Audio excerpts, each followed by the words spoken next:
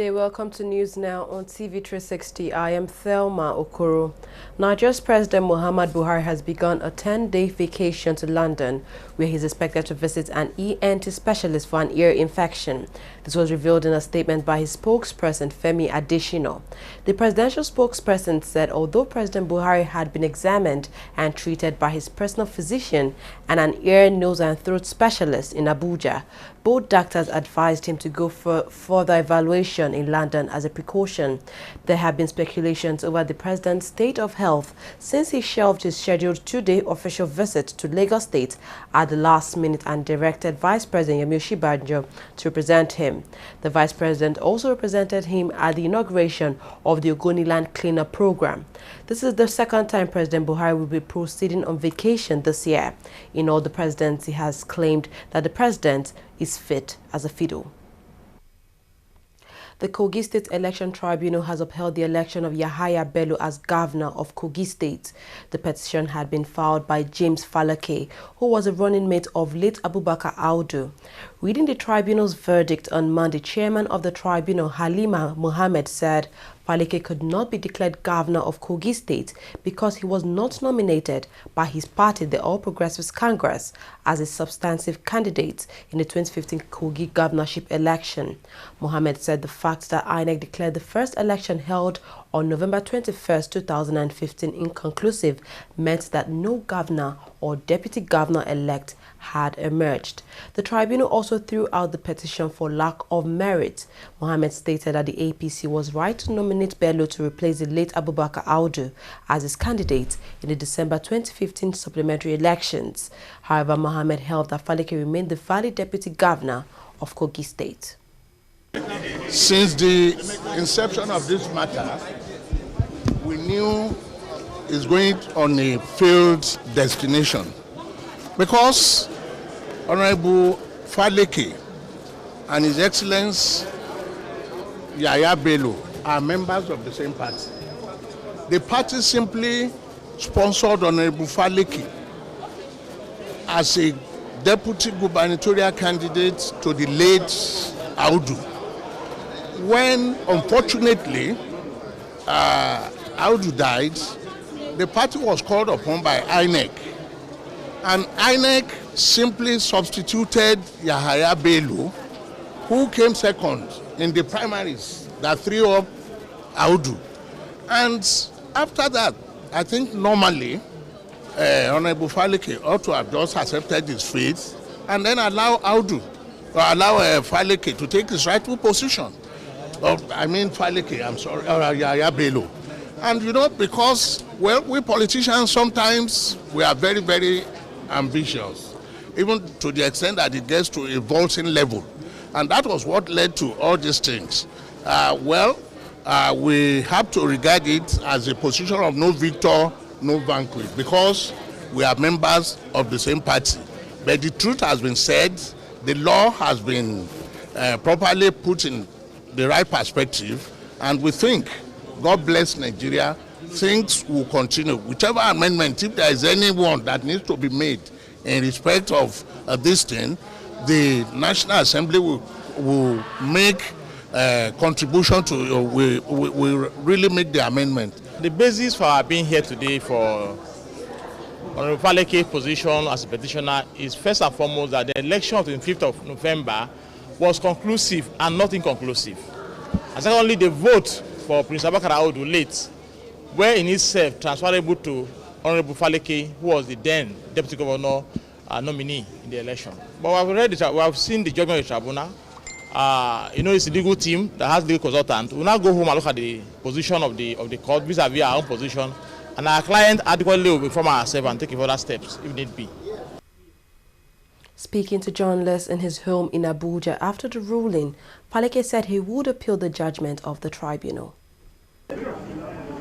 I think there are certain sections of the judgment which I have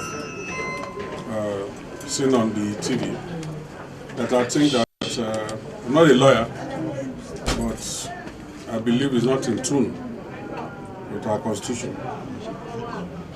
That I don't have local standing is very, very interesting to say that a candidate as empowered in the constitution does not have a local standing.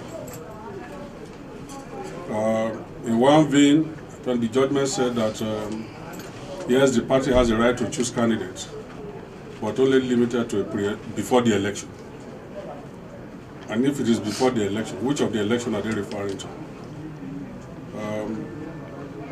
And I also think that the judges didn't look at the main case of the main subject of our case. I was not concerned about supplementary election. I had no business with supplementary election. Our concern was that election was concluded on the 21st and were duly elected as enshrined in the Constitution, in the Electoral Act. And if it says I was not duly elected, well, we will wait for the appeal and the Supreme Court to decide. Muslims in Nigeria have begun the fasting season of Ramadan following the sighting of the Ramadan crescent. In preparation for the season, the Nigerian military has warned that terrorists in the country were planning to carry out large-scale bombings during the Ramadan. In a statement issued by the Defense Headquarters, its spokesperson Rabi Abubakar said some terrorists were planning to use the Ramadan season, which usually attracts gatherings of large number of people during worships and prayers, to carry out numerous attacks. The military urged the general public to be watchful of strange persons and objects in their communities, particularly around places of worships. Nigeria is currently involved in a battle with Islamist sect Boko Haram in the northeast. The group has carried out several attacks, including bombing of schools, bus parks, markets, as well as places of worship in a 6-year reign. However, the Nigerian military has succeeded in curtailing the activities of the group. Nigeria's Chief of Air Staff, Air Marshal Sadiq Abubakar, has restated the commitment of the Nigerian Air Force to sustain the fight against all forms of criminality in the country. The Air Force Chief was speaking over the weekend while on operational visits to Nigerian Air Force bases in Yola and Maiduguri and to commission sets of projects. He assured that the Nigerian Air Force will leave nothing to chance until the country is certified free, safe and secure from all forms of terrorism and insurgency. Also speaking at the ceremony was the Air Commodore Pete Uzezi, who is the Air Component Commander of Operation Lafia Dole. Similarly, the Nigerian Air Force has continued to contribute its quota in various internal security operations across the country aimed at combating all forms of criminality. As we speak, we have intensified our deployment in the Niger Delta region to deal with the emerging threat of economic sabotage perpetrated by a small group of criminals. We shall not relent nor rest on our house until we ensure the protection of every inch of Nigeria's territory. As an institution, we are very much aware of the need to impact positively on the communities we operate from. In this regard, we have continued to encourage our units and formations to initiate programs aimed at fostering better understanding with the local population. As part of this effort, I am glad to inform His Excellency that we have been actively involved in a number of humanitarian outreach programs in Yola and other parts of Northeast ravaged by insurgency. The infrastructural development and the Chief of Air Staff's special attention to our base have not only boosted our profile, but also improved our operational capacity. Consequently, in the last months, we have progressively and deliberately surpassed our air effort generation milestones while conducting significant strikes that have led to major losses by the insurgents. The morale of our officers, airmen, airwomen, is extremely high, and we are well positioned to sustain the onslaught against the insurgents. In all of these, the transformation of NAV Base Yola still continues. Indeed, given the number of ongoing projects on the base, I make bold to request that we make some dates in our calendars open for yet other commissioning, which will take place in the not too distant time. Still on the Nigerian Air Force, Adamawa State Governor Jibril Abindo and the Senate Majority Leader, Senator Ali Udume, have commended the Nigerian Air Force for various projects commissioned. The dignitaries specifically commended Chief of the Air Staff, Air Marshal Sadiq Abubakar, for his resilience in ensuring the Air Force is active in its duties. One of the key projects unveiled is an eye surgery program for internally displaced persons in Maiduguri. Eye operation is part of the winning hearts and minds strategy of the Air Force to deal with the problems here. And I'm happy to hear that from the brief I received, the hospital we have over 30,000 patients have attended and about 500 deliveries, I was told. And with this number of people that we are operating, I believe we are working according to our strategy. I thank them, they do me well. So the right one, I pay 20,000, but this one, they free. They do me free. So I thank. Abubakar is reputation well known. He's a man of honor and of integrity. This set of service chiefs, they are not corrupt. We all know. We used to work with them. We know what used to happen. And that's why they are working in tandem with the president. You can all see what is happening now. I'm not surprised by what I've seen. But honestly, he has gone beyond my expectation a bit. And I'm praying that he should go further. And I'm praying that the Air Force will be what it used to be. I can see now the Air Force is gaining the status that the Air Force was having before. Air Force in those days used to feel superior to all the forces. But at a one time, their morale was so down that I don't know where to place them. But I can see now they are taking their rightful position, being the best, and that can be visible from here. And we will continue in the National Assembly to assure you that we will support you in every aspect. Part of which I promise is that looking at all these edifices, I was trying to commend the contractor for doing it. But he told me that even those that did the work are actually the army personnel. And if you have this kind of the technical effort, if you have technical, Air Force did it, if you have the personnel that can do this work, then I don't know why we should be going out to go for more expensive and less qualitative job. So I want to assure the Air Force again that we will utilize your expertise, not only in thinking that you will check us around or fly around or protect our airspace, but also to participate in rebuilding the Northeast, particularly those areas that force majeure did not allow most of the contractors to be on site. If you have somebody that is in the Air Force that is going after the insurgents, whatever you give him, with a rifle on him, I don't think he will have. And if you can get the quality of work that I can see here, you can't get better than that even if you pay more. Nigeria is battling to contain a tomato disease that has ravaged farms across the country, leading to severe scarcity of the staple fruit.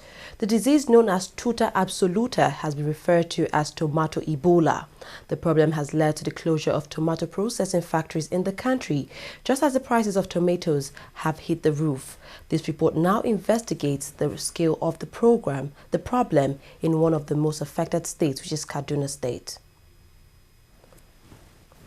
Haruna Sule is among the many tomato farmers in Kaduna State, northwest Nigeria. His farm and several other farms around here are among the major suppliers of tomatoes across Nigeria. But since the tomato disease hit some 3 months ago, he no longer cultivates tomatoes. He switched to cultivating okra and beans. The few tomatoes still left in his farm are dying very fast, hit by Tuta absoluta, the tomato Ebola disease. When we notice the infection on our farm, we contact the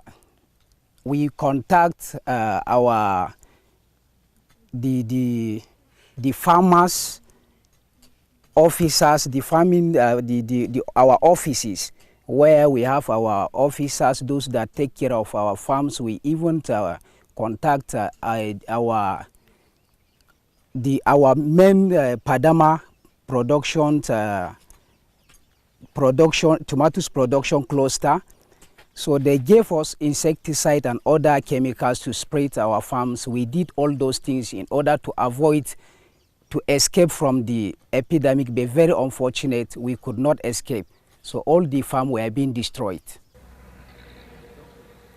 Every other tomato farmer around this cluster has been affected by the disease and made the switch from growing tomatoes to growing okra and beans. But the disease is now affecting even the beans and okra crops, and unless it is stopped in its track, beans and okra will soon become scarce in the market, just like tomatoes. We will start noticing or receiving reports on these pests in March. Within the first 2-3 weeks of March, everything on the ground has gone.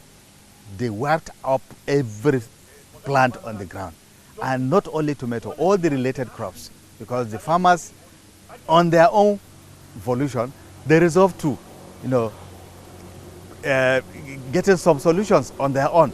That is planting some insurance crops. Maybe if they lost in tomato, maybe they would gain in the other crops they went for.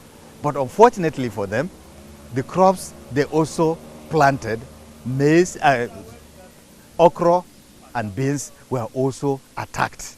And because of that, that is why we are emphasizing that whenever there is going to be rotation, such crops should not follow tomato. All of this land and thousands of other hectares used to be tomato fields, but not anymore. The tomato Ebola disease has forced the farmers to abandon the cultivation of what used to be a profitable cash crop. We have in excess of 1,000 farmers that produce tomatoes. And as I speak to you, we have not finished the census of farmers that have been affected, but we already have over 3,000 hectares recorded, completely wiped out. But what I can tell you is this: 12 local governments are affected. Normally, from our statistics, we produce around about 24 million metric tons of fresh tomatoes within the state. As I speak to you today, what has come out of our farms is just 23.3 thousand metric tons of tomatoes. And if you talk in terms of value, those 24 million metric tons of tomatoes are valued at about 7.1 billion naira. The state government has since declared an emergency on the disease. The situation has forced this tomato processing factory in the area to shut down. It's now all quiet in the factory. The management had to send all of its workers, over 100 of them, home when it could no longer get raw tomatoes to process. We've gone outside the state to look for tomato that we're going to process, we cannot get, because it affects almost all the state around that farm tomato. This is where most of the local farmers bring their tomatoes after harvest. It's the major local market here, but the market has been like this since the tomato disease struck. In Lagos, where the bulk of the tomatoes from the north are consumed, the price of the fruit has shot up by over 300%. Those who trade in tomatoes are now guarding them jealously.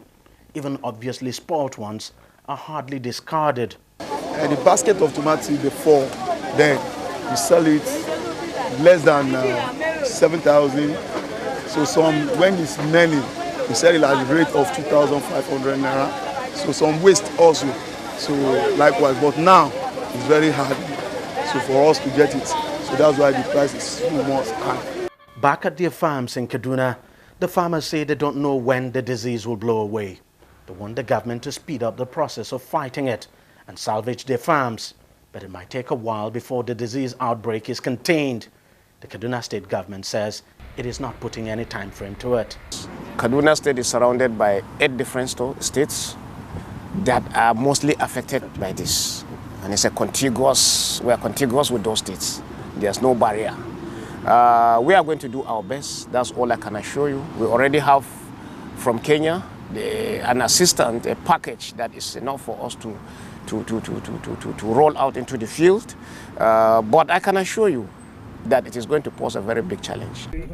Authorities say part of that big challenge will be convincing these farmers to allow their farms to be quarantined and the crops destroyed to prevent further spread of the disease. It's clear that in the coming days, the farmers would have to make some tough choices in order to deal decisively with the tomato Ebola disease.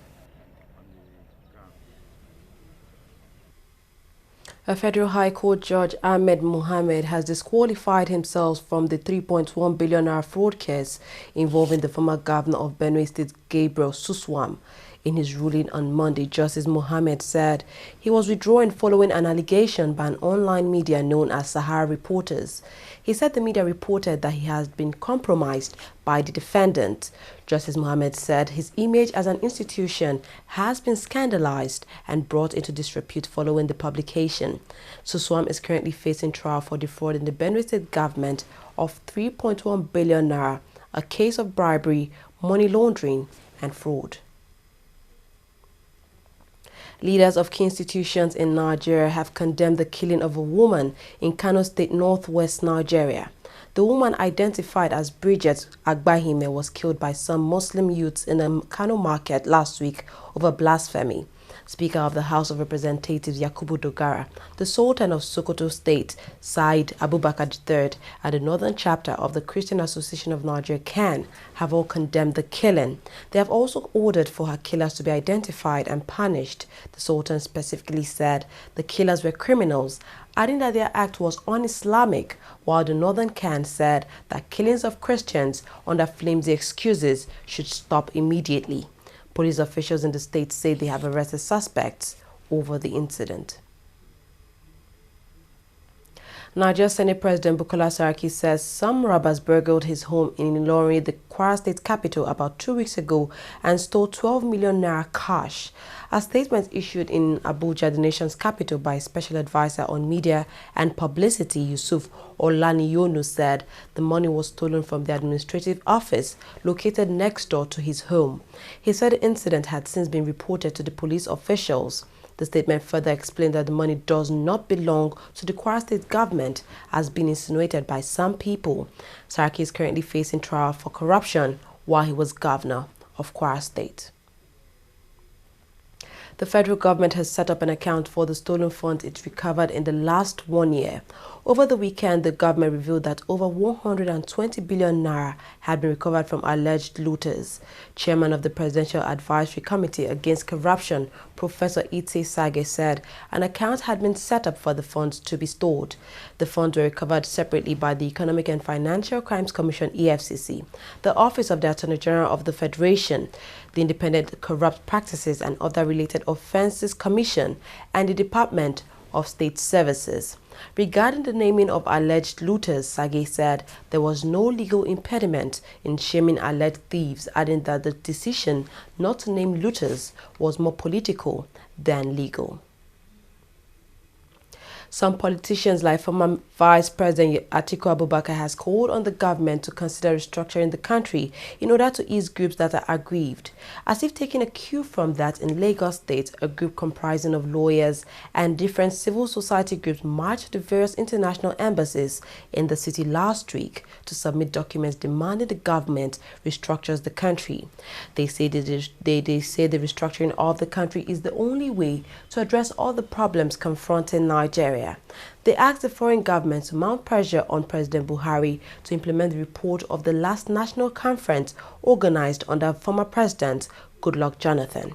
However, speaking on our flagship current affairs program, TV360, a former delegate to the national conference and leader of the group NADECO, both said that even if the president chooses not to act, the National Assembly could take up the report and work on it. What I do know, speaking sincerely as a lawyer, is that the National Assembly needs to go through that. And then it has to be submitted. Actually, it was submitted by President Jonathan till end of his administration. The executive accepted it, worked on it, made some suggestions, and accepted it. It is now left for the National Assembly. It is there. But one day, believe me, one day, if this administration does not work on it, an administration can come in and work in it. And I have to quickly ask you, if it's before the National Assembly, let's face it, whether the president likes it or not, whether he does anything or not, if the National Assembly is actually serious about it, then he can actually start work on it. Yes, they can work on it.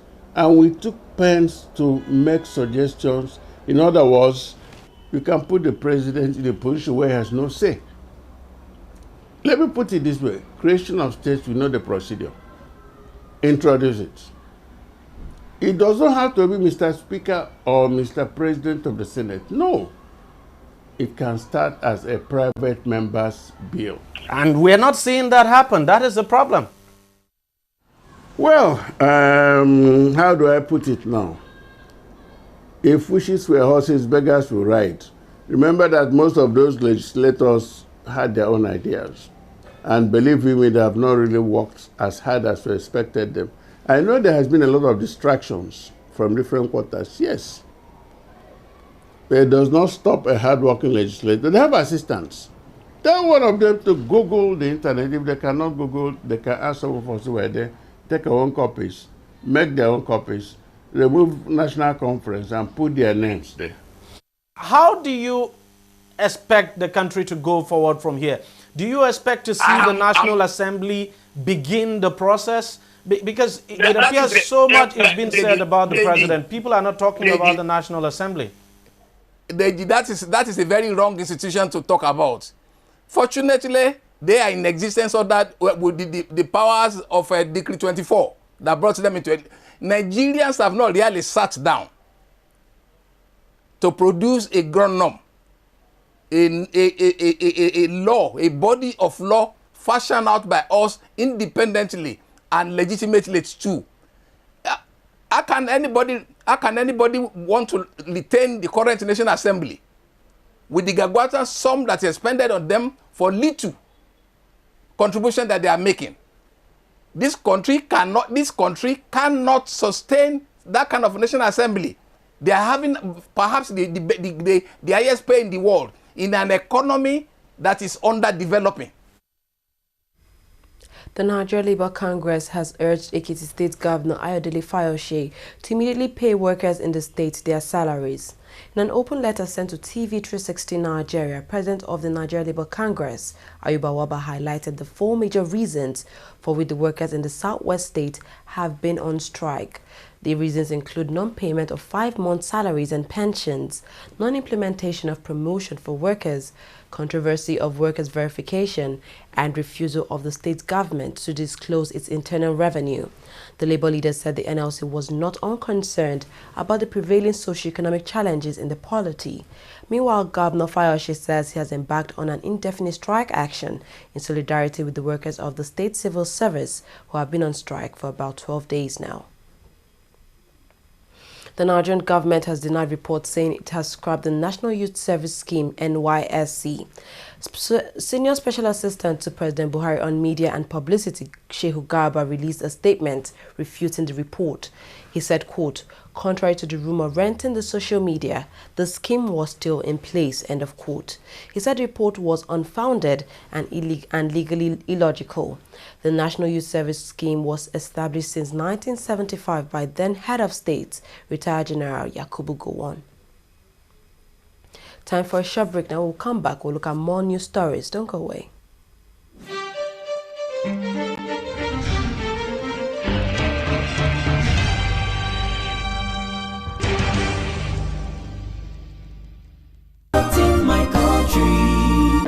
That was a very good business. Yeah. The furniture you brought was very perfect. But that's how we roll. Let me do you receipts. Yeah. How much was it again? 1 million naira. Okay, write 2.5. Mbano. The deal was for 1 million naira now. Okay, write 3 million. I'll give you 500. Oh no! I just do business like that now. Yeah. In that case, give me back my check. Let me go and look for someone that understand business. Take. Your loss. It is only for incorruptible customers. What are you talking? Now get out. What kind of this? You will just die. No, you will die. That is the door. Now get out from here. Rubbish. Look, my people. Make not really add money for original invoice price. That's not corruption. Say no. Not in my country. Corruption not in my country.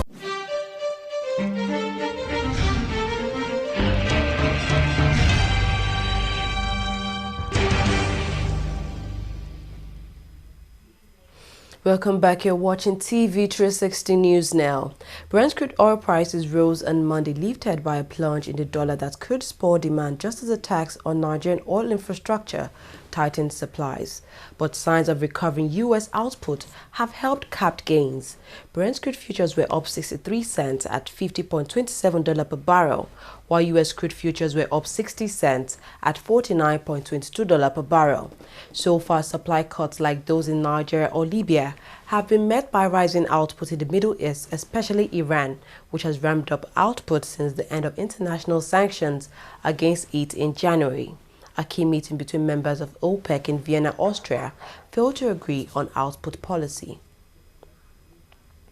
The bodies of 133 migrants have washed up on the shore at the western Libyan city of Zuwara in recent days. Spokesperson for the Red Crescent has said about 3/4 of the migrants were women and there were at least 5 children. No documents were found with the bodies, which were partly decomposed, but were mainly sub-Saharan Africans, he said. So far this year, more than 40,000 migrants have arrived in Italy after crossing the central Mediterranean, many fleeing poverty, repression and conflict in sub-Saharan Africa. More than 2,000 have died trying to make the journey. Nairobi's police chief has warned opposition supporters not to take part in Monday's protest in the Kenyan capital. Despite the warning, demonstrations have gone ahead. The police shot dead 3 people in similar protests. I beg your pardon. In similar protests in May. They said they were acting in self-defense. The opposition has been holding demonstrations on Mondays over the makeup of the Electoral Commission, which it says is biased. Moving on to sports stories now, Nigeria's Dream Team 6 has defeated Honduras 3-1 at Suwon International Football Competition played in Seoul, South Korea. The four-nation invitational tournament ended with Nigeria securing 3rd place. The reigning African Under-23 champions were far from their best on this occasion, but still did enough to earn a comfortable win. The countries that participated at the games are Nigeria, South Korea, Denmark, and Honduras. The Flying Eagles of Nigeria have arrived the city of Calabar, Cross River State, to begin preparation for the second leg of their Under-20 AFCON qualifier against Burundi. The match is slated to be played on Saturday, June 11, 2016. Team coach Emmanuel Amunike led a group of 25 players and 3 officials into the Canaan city on Sunday.